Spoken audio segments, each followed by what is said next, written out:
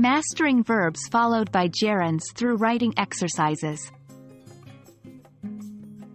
Hello language enthusiasts! Welcome to today's lesson, where we will delve deep into an interesting aspect of English grammar, namely, verbs followed by gerunds. Using gerunds properly is a crucial skill to master to become fluent in English, and today we're going to explore that through practical writing exercises. Before we jump into our exercises, let's quickly revisit what verbs followed by gerunds are. Simply put, a gerund is a verb form that ends in ing and acts like a noun. For example, in the sentence, I enjoy reading, the word reading is a gerund.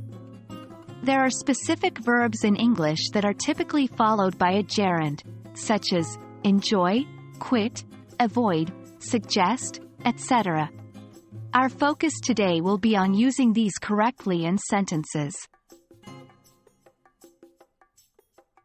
The first step towards mastering the usage of verbs followed by gerunds is identifying them.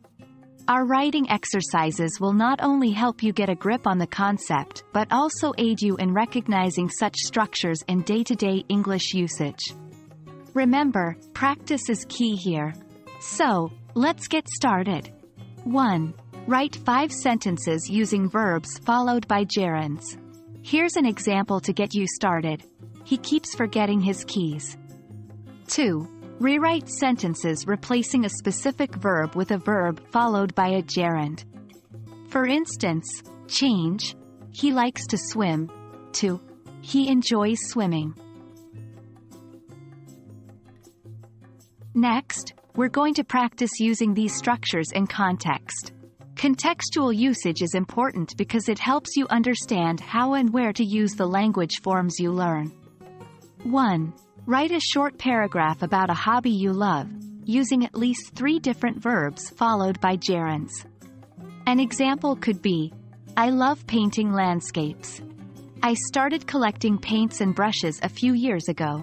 Sometimes, I avoid using certain colors to challenge myself.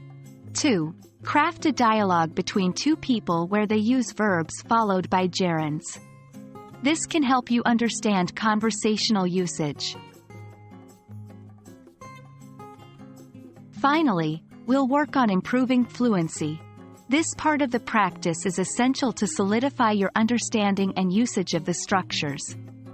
1. Write a letter to a friend telling them about your day, using verbs followed by gerunds. This will allow you to practice informal language usage.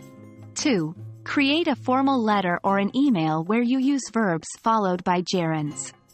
Formal language use often differs from informal, and practicing both is necessary. Great job, everyone! You've worked hard on mastering verbs followed by gerunds. Remember, the key to mastering any language form is consistent practice. Keep working on these exercises, and soon enough, you'll notice how naturally these structures flow in your everyday English. Until next time, keep practicing and stay curious about language.